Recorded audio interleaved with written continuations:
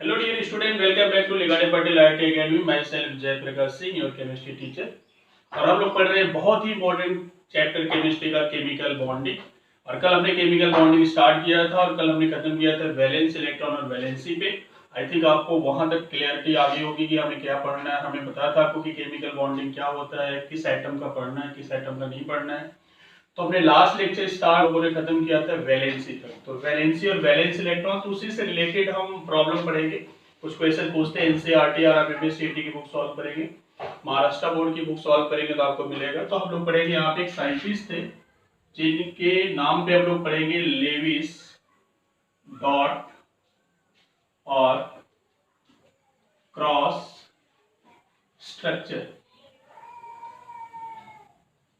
हम लोग पढ़ेंगे लेविस डॉट और क्रॉस स्ट्रक्चर। लेविस डॉट और क्रॉस स्ट्रक्चर अगर हमें किसी एटम का बनाना हो तो होता क्या है कि total number of valence electron,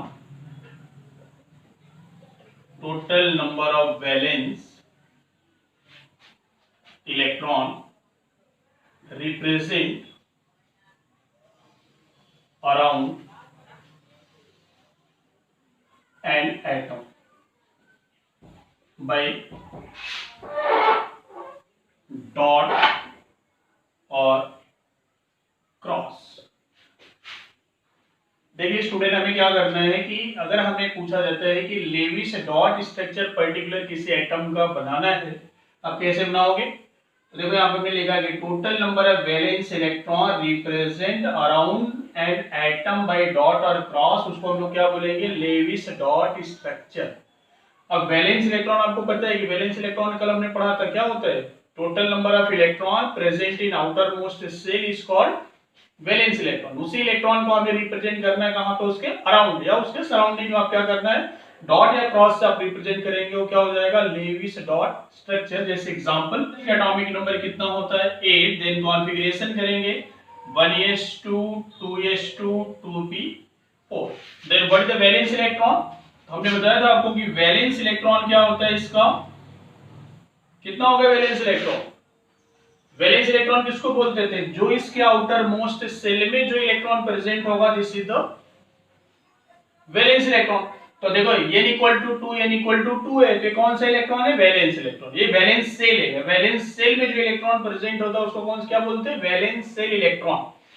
तो अब देखो आउटर मोस्ट सेल कौन सा है? यहां से लेके यहां तक, इसमें कितने इलेक्ट्रॉन प्रेजेंट है? 2 इलेक्ट्रॉन यहाँ पे, 4 इलेक्ट्रॉन यहाँ पे। तो total number of valence electron कितना हो गया? 6 इलेक्ट्रॉन।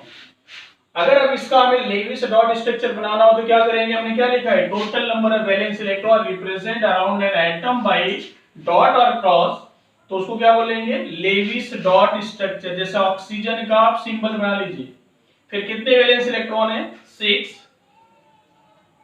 तो इसके इलेक्ट्रॉन को आप ऐसे रिप्रेजेंट कर सकते हैं। तो this is Lewis dot structure. आप क्या है? ऑक्सीजन। आप क्रॉस से भी रिप्रेजेंट कर सकते हैं, कोई प्रॉब्लम नहीं है, इक्वली करेक्ट होगा,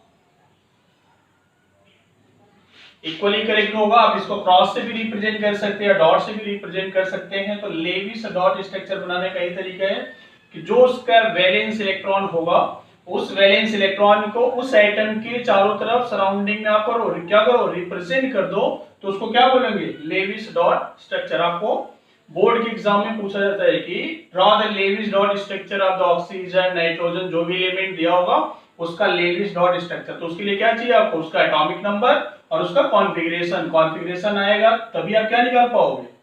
वैलेंस इलेक्ट्रॉन। अगर आप वैलेंस इलेक्ट्रॉन निकाल पाओगे तो उस एटम के चारों तरफ रिप्रेजेंट कर दीजिए, वही उसका क्या होगा? Lewis dot structure. जैसे एग्जांपल, नेक्स्ट एग्जांपल ले लेते हैं। सोचो हमने फ्लोरीन ले लिया, तो फ्लोरीन का एटॉमिक नंबर कितना होता है? 9। अगर फ्लोरीन का एटॉमिक नंबर 9 है तो इसका कॉन्फ़िगरेशन करते हैं 1s2 2s2 2p5, क्योंकि p में मैक्सिमम कितने इलेक्ट्रॉन होते हैं? 6। s में मैक्सिमम कितने? 2। तो देखिए यहाँ पे इसके वैलेंस इलेक्ट्रॉन, देखिए यहाँ पे n equal to second shell में कितने इलेक्ट्रॉन है? टोटल 2 इलेक्ट्रॉन यहाँ पे है, 5 इलेक्ट्रॉन यहाँ पे। तो टोटल वैलेंस इलेक्ट्रॉन कितना हो गया? टोटल वैलेंस इलेक्ट्रॉन कितना? 2 + 5 = कितने इलेक्ट्रॉन? 7 इलेक्ट्रॉन। तो अगर फ्लोरीन का लेविस डॉट स्ट्रक्चर बनाना हो तो अब क्या करना है, आप इसके वैलेंस इलेक्ट्रॉन को डॉट से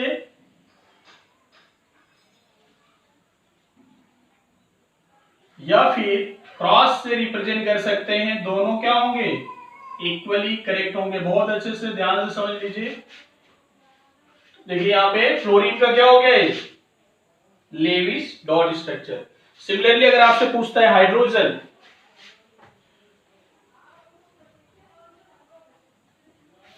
हाइड्रोजन ले लीजिए, तो हाइड्रोजन का एटॉमिक नंबर कितना होता है? This is 1। इसका कॉन्फ़िगरेशन करेंगे कितना?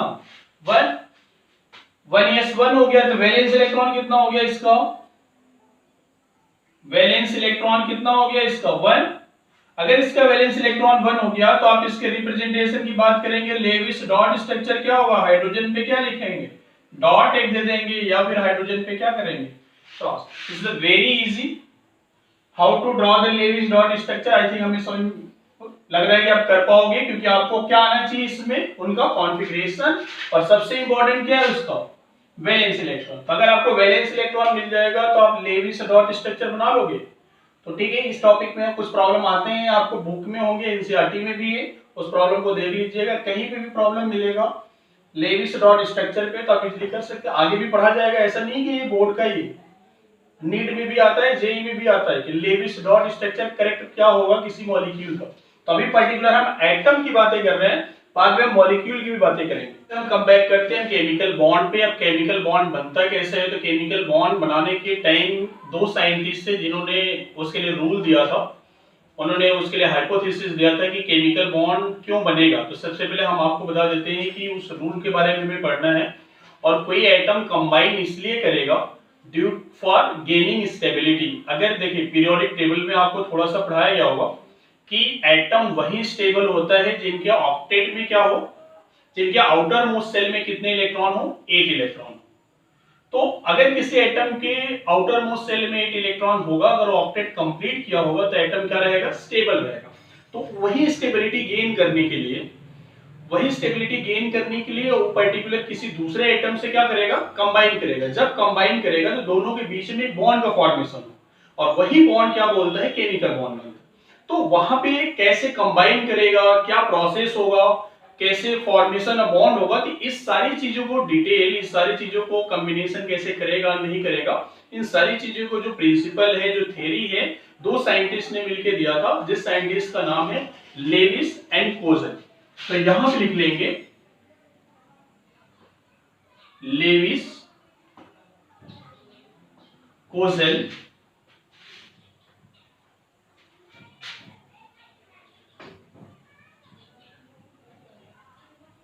रूल की हम बात करते हैं, Lewis Kossel rule for chemical combination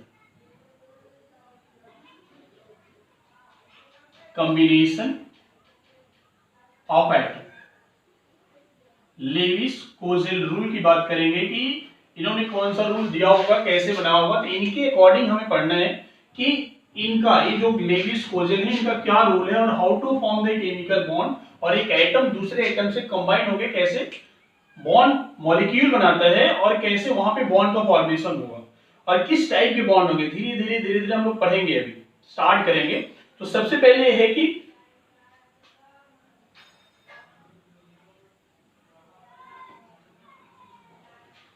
तो पहला पॉइंट पढ़ेंगे according to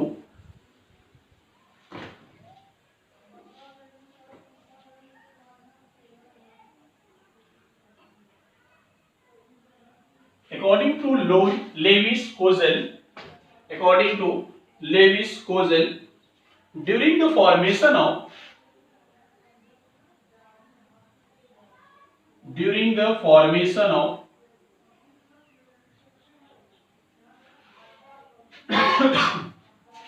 chemical bond,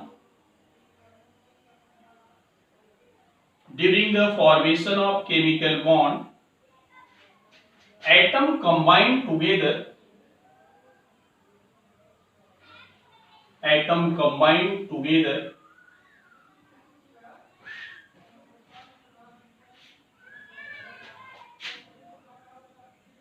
by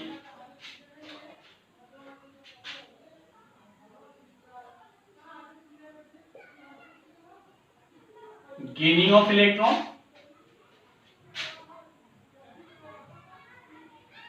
losing of electron और sharing of electron, sharing of electron।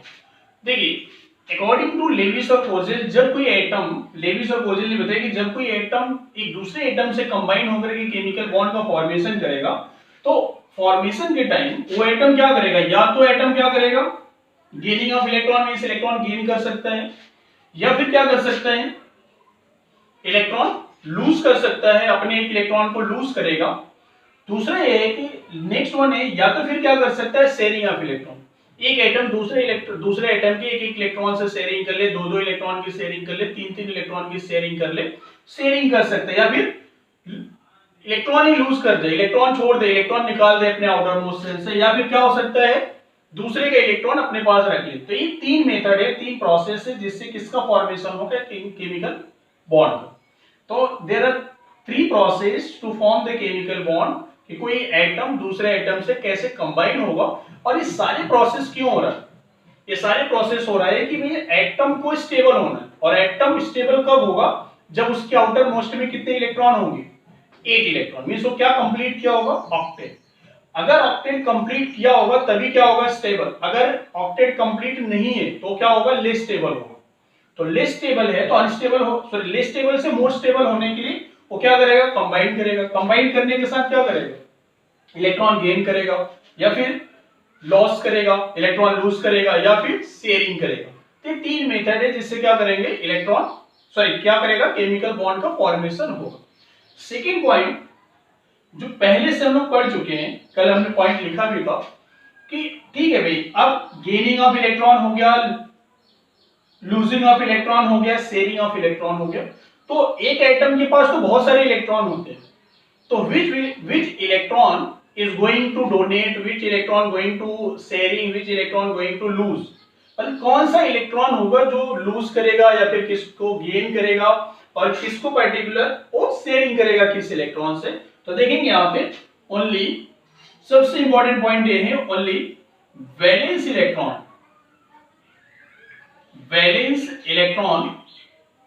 Of atom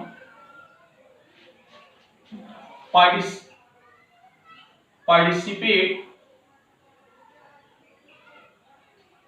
in the formation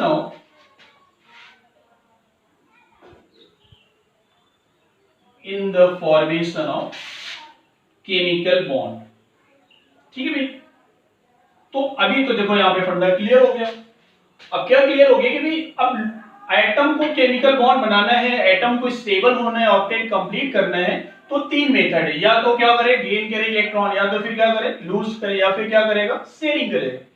ठीक है भाई, अब एक एटम के पास ऐसा तो नहीं कि एक ही इलेक्ट्रॉन है, दो इलेक्ट्रॉन, किसी के पास ज्यादा इलेक्ट्रॉन है, 100 प्लस इलेक्ट्रॉन है किसी एटम के पास। तो अब ऐसा तो नहीं सभी शेयरिंग में चले जाएंगे, सभी को क्या करेगा, लूज कर देगा, या सभी को गेन कर लेगा, ऐसा नहीं है। जब भी कोई एटम केमिकल बॉन्ड बनाएगा तो कौन से इलेक्ट्रॉन को शेयरिंग कर सकता है, किससे, केवल वैलेंस इलेक्ट्रॉन से, या फिर वैलेंस इलेक्ट्रॉन शेयरिंग कर सकता है, या उसी वैलेंस इलेक्ट्रॉन को क्या कर सकता है, लूज कर सकता है, या फिर उन्हीं वैलेंस इलेक्ट्रॉन को क्या कर सकता है, दूसरे एटम के वैलेंस इलेक्ट्रॉन को गेन कर सकता है। किस लिए, स्टेबिलिटी के लिए, अपने ऑक्टेट को क्या करेगा, कंप्लीट करेगा। ठीक है भाई, यहां तक तो हो गया कि केमिकल बॉन्ड बनेगा, लेकिन अब ये तो है कि भाई एटम कम स्टेबल होने के लिए क्या करेगा, केमिकल बॉन्ड बनाएगा, लेकिन सभी एटम नहीं बनाएगा, हो सकता है कुछ एटम नहीं बनाता हो। तो अब देखेंगे थर्ड रूल जो है, noble gas element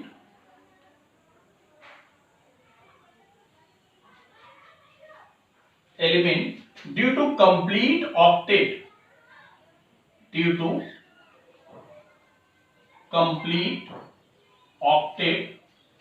and helium, याद रखना हीलियम पढ़ा होगा हमें पीरियोडिक टेबल में, ठीक है, हमने noble gas element due to complete octet, helium की बातें कर रहे हैं कि नोबल गैस में हीलियम भी आएगा, बट उसमें हीलियम की बातें अलग से कर लेते हैं। नोबल गैस कंप्लीट ऑक्टेट और helium due to complete duplet.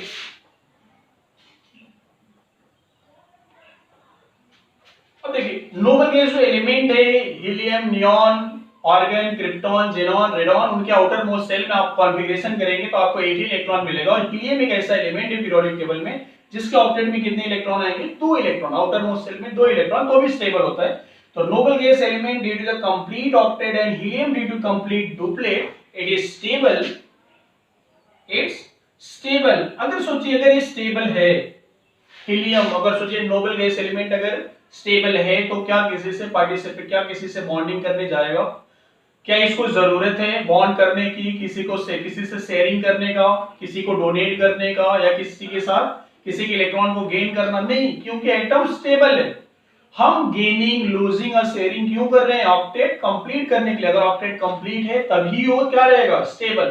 तो हीलियम का जो नोबल गैस एलिमेंट है पहले से स्टेबल है, पहले से उनके ऑक्टेट कंप्लीट है, तो नहीं जाएंगे। तो लिखेंगे यहां पे it is stable, complete octet duplet, it is stable, so it's do not undergoes any chemical reaction, any chemical reaction under normal temperature, under normal temp, not temperature, under normal condition, only particular एक की बातें नहीं करेंगे, normal condition में सभी आ जाएंगे।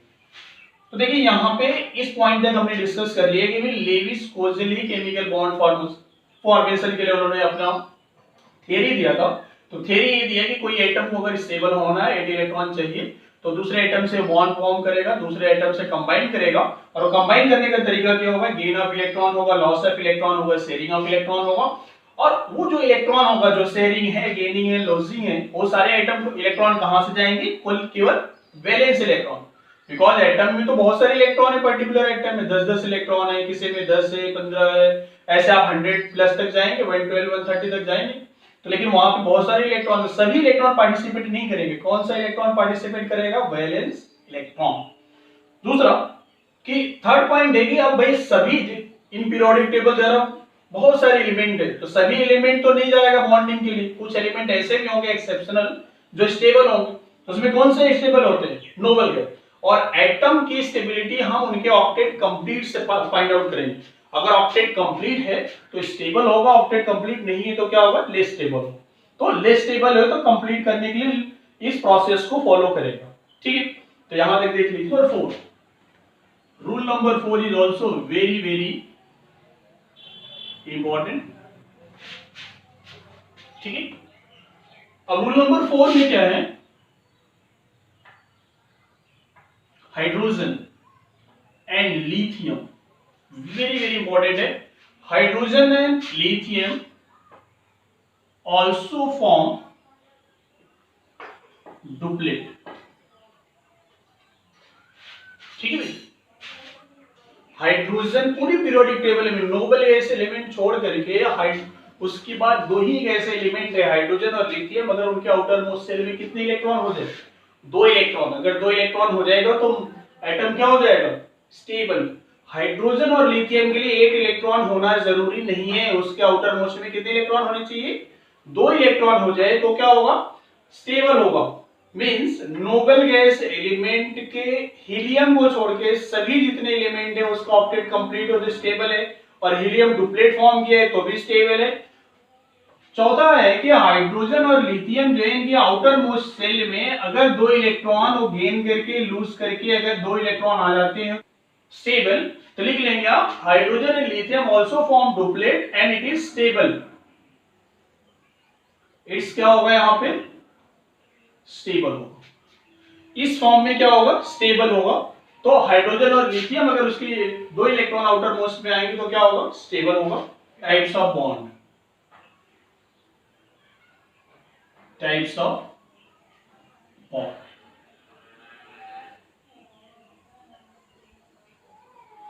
अब types of bond कब बनेगा, क्यों बनाएगा बॉन्ड, ऐसा क्यों होता होगा, तो हम लिखेंगे जो रूल पढ़ रहे हैं तो लिखेंगे यहाँ पे according to Lewis and Kossel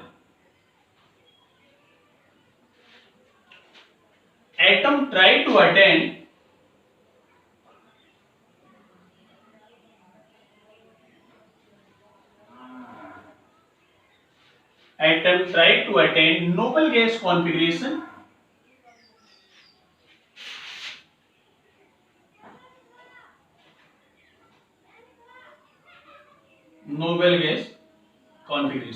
atom try to attain, ये पहला गेनिंग ऑफ इलेक्ट्रॉन। अब देखिए गेनिंग ऑफ इलेक्ट्रॉन मींस किसी दूसरे एटम का इलेक्ट्रॉन गेन करना है, तो गेन करने का मतलब जो गेन करेगा उसकी कैपेसिटी ज्यादा होगा। अगर कैपेसिटी ज्यादा है गेन करने का, पर्टिकुलर अगर मान ले कि एक ए एटम है एक बी एटम है, तो ए के पास मान लेते हैं कि 7 इलेक्ट्रॉन है और बी के पास 6 इलेक्ट्रॉन है, 6 इलेक्ट्रॉन, बी के पास कितने इलेक्ट्रॉन है 6। तो मान लेते हैं कि ए की कैपेसिटी बी से ज्यादा है, तो ये क्या करेगा, बी का इलेक्ट्रॉन क्या करेगा अपने पास अट्रैक्ट कर लेगा। तो कब अट्रैक्ट करेगा, जिसकी कैपेसिटी इसका पावर क्या होगा ज्यादा। तो इस केमिस्ट्री के टर्म में हम लोग क्या बोलते हैं, जब किसी एटम की कैपेसिटी पावर दूसरे वाले एटम से ज्यादा होता है तो उस एटम को हम लोग क्या बोलते हैं, किस टाइप के एटम होंगे, किस टाइप के एटम होंगे, इलेक्ट्रोनेगेटिव एटम। ठीक है भाई, जो एटम गेन करेगा उसका नेचर क्या होगा, इलेक्ट्रोनेगेटिव एटम। ठीक है, सेकेंड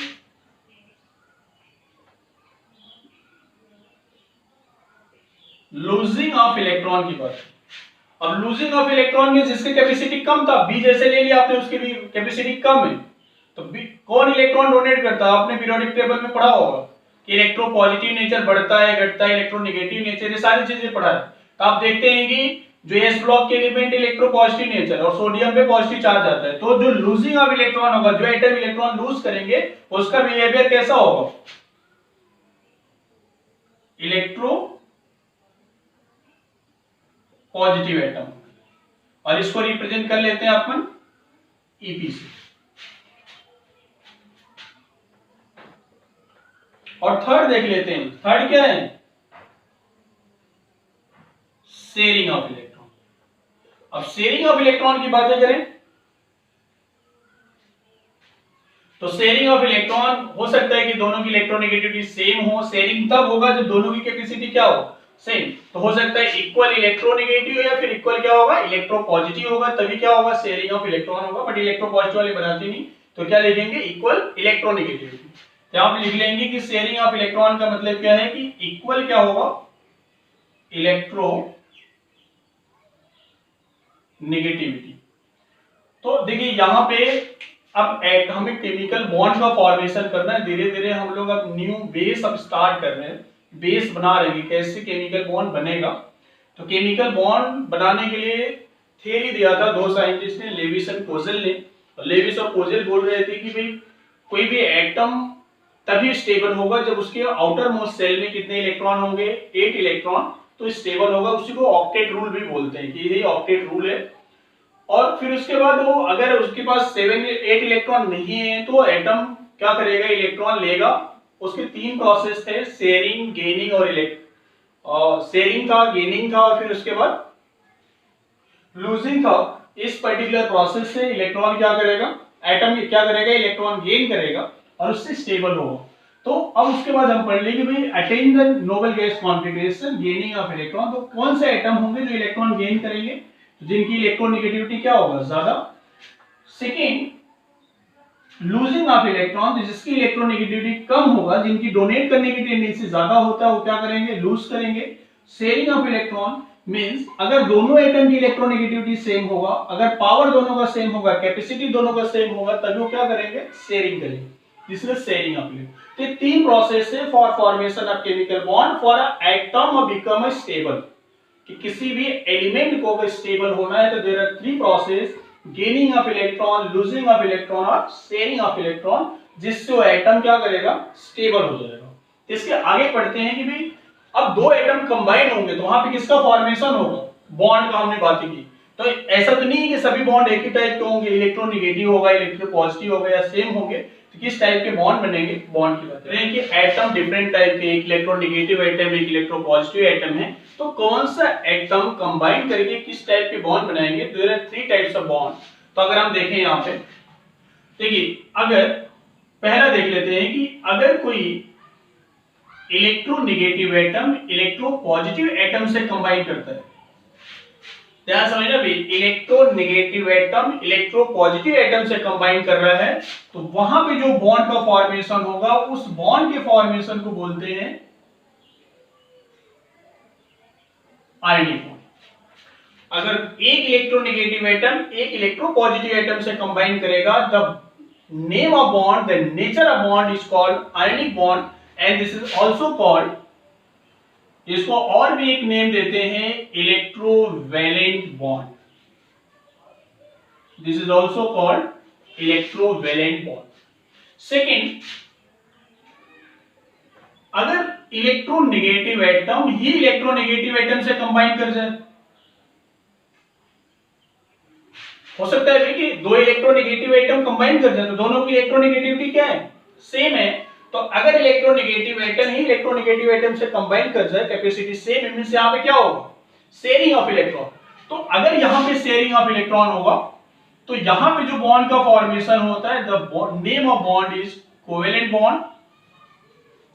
और यहीं पे आप पढ़ सकते हैं कि कोऑर्डिनेट बॉन्ड भी हमें इसी में पढ़ना है, जो आगे हम डिस्कस करेंगे, कोऑर्डिनेट बॉन्ड, कोऑर्डिनेट बॉन्ड, ठीक है। अच्छा, आयनिक बॉन्ड कैसे बनेगा, bye gaining of electron. Covalent bond कैसे बनेगा, by sharing of electron, by sharing of electron. अब नेक्स्ट एक लास्ट बच गया, थर्ड पॉइंट, कि अब अगर इलेक्ट्रोपॉजिटिव एटम ही इलेक्ट्रोपॉजिटिव एटम से कंबाइन कर जाए बाय शेयरिंग, गेनिंग, तो यहां पे कौन सा बनेगा, द नेम ऑफ बॉन्ड या the nature of bond is called metallic bond. तो देखिए यहां तक हम लोगों ने डिस्कशन कर लिया है कि एटम स्टेबल होने के लिए दूसरे एटम से कंबाइन करेगा by sharing, by losing, bye gaining. ये तीन एटम ने तीन पर्टिकुलर प्रोसेस पढ़ लिया। अब उस समय हमने ये भी पढ़ लिया कि भी किस टाइप के बॉन्ड होंगे। तो एटम के भी टाइप से जो पीरियोडिक टेबल में आपने पढ़ रखा है, अगर इलेक्ट्रोनेगेटिव एटम ही इलेक्ट्रोनेगेटिव एटम इलेक्ट्रोपॉजिटिव एटम से कंबाइन करता है तो वहां पे किस टाइप के बॉन्ड का फॉर्मेशन होगा, द नेचर ऑफ बॉन्ड क्या होगा, ionic bond. The nature of bond is also called electrovalent bond.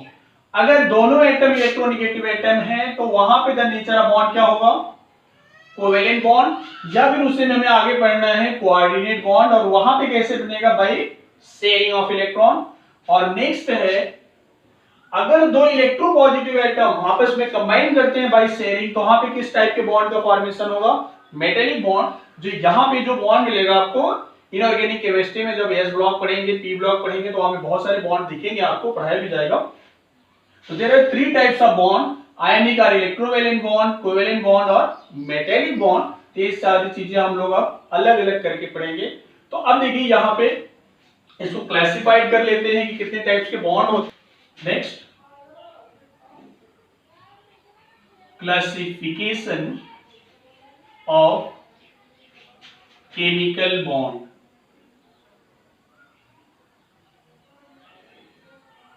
Classification of chemical bond. तो there are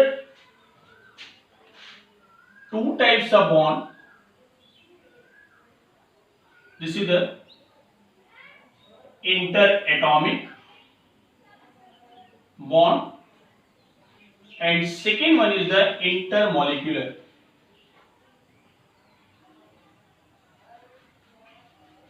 Intermolecular bond. There are two types of bond, interatomic bond और intermolecular bond. तो देखिए ये सारी चीजें हम लोग बहुत ही स्टेप बाय स्टेप पढ़ रहे हैं, मतलब केमिकल बॉन्डिंग है केमिस्ट्री पढ़ने के लिए आपको स्टेप बाय स्टेप जाओगे तभी आपको केमिस्ट्री आएगा। और रही बात जेई और नीट क्रैक करना है तो आपको क्या करना है कि आप जब तक 1 बाय 1 नहीं पढ़ेंगे, एनसीईआरटी को लाइन बाय लाइन नहीं पढ़ेंगे तब तक आपका क्रैक भी नहीं होगा, क्योंकि क्वेश्चन कहीं से भी उठा सकते हैं। तो आपकी थ्योरी प्लस प्रॉब्लम सॉल्व करने का तरीका सभी दोनों आएगा, तभी आप नीट और जेई के क्वेश्चन कर पाओगे, अदरवाइज बहुत ही डिफिकल्ट हो जाएगा। इसलिए हम हर पॉइंट को डिस्कशन करेंगे। तो देखिए इंटर एटॉमिक बॉन्ड जो होता है पहला, इसमें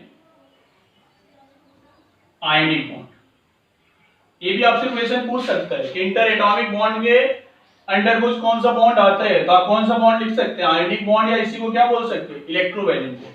इसी के अंडर कौन सा आएगा, कोवेलेंट बॉन्ड, कोवेलेंट बॉन्ड और coordinate bond, coordinate bond. Third metallic bond, third is the metallic bond. These three bond is under interatomic bond, क्योंकि यहाँ पे एटम का कंबाइन होता है, इसलिए इस बॉन्ड को क्या बोलते हैं, इंटर एटॉमिक बॉन्ड। और इंटर एटॉमिक बॉन्ड में क्या आएगा, आयनिक बॉन्ड, कोवेलेंट बॉन्ड और क्या आएगा, मेटालिक बॉन्ड। इसमें this is very very important, इसमें दो बॉन्ड आएंगे, दोनों का हमें पढ़ना है, जिसमें हमें पढ़ना है पहला हाइड्रोजन बॉन्ड, या इसको बोलते हैं hydrogen bonding. So very very important for organic chemistry, also for the inorganic chemistry, means this is the backbone है जहां पे हमें organic chemistry बहुत बार यूज करना होगा हाइड्रोजन बॉन्डिंग। तो हाइड्रोजन बॉन्डिंग है तो किसके अकॉर्डिंग आएगा, किसके अंदर आएगा, इंटरमॉलिक्यूलर आएगा। सेकेंड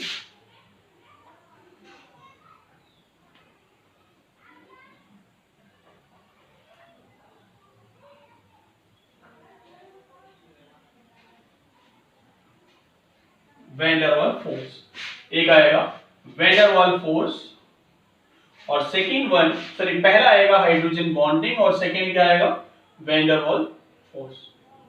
तो ये दो टाइप के बॉन्ड है इंटरमॉलिक्यूलर में और तीन टाइप के बॉन्ड है इंटरमॉलिक्यूलर बॉन्ड में। तो अब हम लोग पढ़ेंगे एक एक करके सभी बॉन्ड को, पूरा केमिकल बॉन्डिंग ही यही है, दो टाइप के बॉन्ड और इन्हीं बॉन्ड को ही पढ़ना है। तो अब हम लोग स्टार्ट करेंगे नेक्स्ट लेक्चर में, कंटिन्यू करेंगे आयनिक बॉन्ड और इलेक्ट्रोवैलेंट बॉन्ड्स। तो यहां तक आप नोट कर लीजिएगा, एकदम अच्छे से नोट प्रिपेयर कर लीजिएगा, एक दो बार पढ़ लीजिएगा।